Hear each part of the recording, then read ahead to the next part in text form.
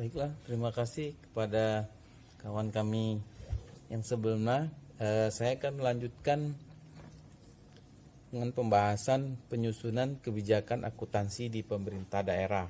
Nah, proses penyusunan kebijakan akuntansi di pemerintah daerah dilakukan secara bertahap. Tahap pertama yaitu pemerintah daerah menentukan landasan untuk menyusun kebijakan akuntansi. Nah, dalam hal ini landasan utama yang ada penyusunan kebijakan akuntansi adalah SAP, Standar Akuntansi Pemerintahan. Dasar hukum penentuan standar akuntansi pemerintah bagi entitas pemerintah yaitu PP nomor 71 tahun 2010 tentang standar akuntansi pemerintah. Kemudian setelah dapat landasan hukumnya, kemudian selanjutnya tahap menentukan kebijakan akuntansi yang akan diterapkan yang sesuai dengan entitas masing-masing. Nah, tujuan dari penentukan kebijakan yang paling sesuai yang mampu mendistribusikan kenyataan ekonomi entitas akuntansi secara tepat dengan kondisi keuangan dan aktivitasnya.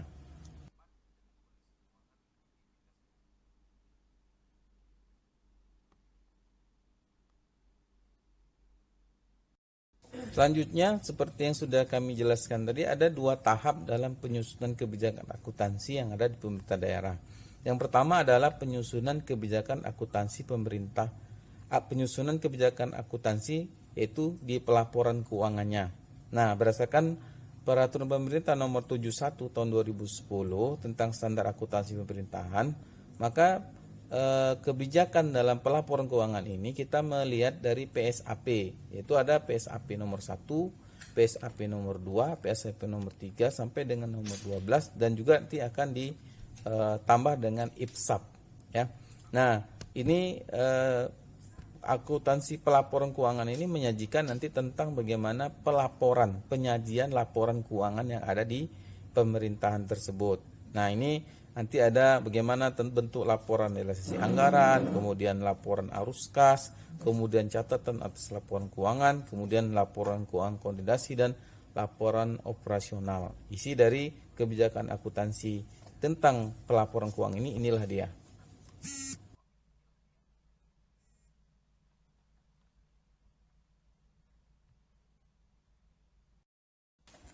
Selanjutnya tahap kedua adalah penyusunan kebijakan akuntansi, yaitu kebijakan akuntansi akun. Jadi akun-akun apa saja yang akan kita masukkan, yang akan kita pakai dalam kebijakan akuntansi di daerah kita. Nah, ini juga masih berdasarkan PP 71 tahun 2010, yaitu kita memakai PSAP 05 tentang akuntansi persediaan, akun-akun persediaan, kemudian akuntansi tentang investasi, akuntansi tentang aset tetap, kemudian konstruksi dalam pengerjaan, kemudian PSAP 09 tentang akuntansi kewajiban, kemudian PSAP 01 tentang koreksi kesalahan. Nah, kita juga menggunakan IPSAP dan buletin teknis SAP terkait dengan akun-akun yang akan kita pakai atau digunakan di daerah kita.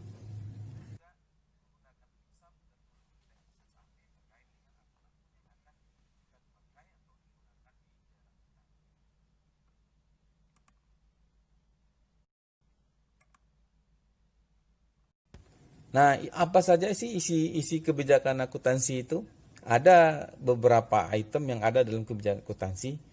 Pertama itu penyajian, isinya itu tentang penyajian laporan keuangan.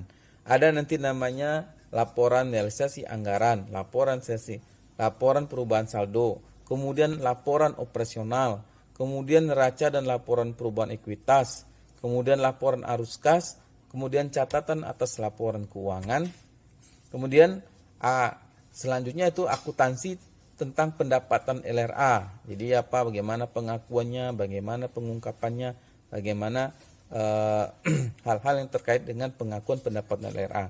Kemudian belanja, pengakuan belanja. Kemudian akuntansi pembiayaan, kemudian akuntansi pendapatan LO, kemudian akuntansi beban dan kemudian juga diatur di situ akuntansi untuk surplus, defisit LO dan pos luar biasa.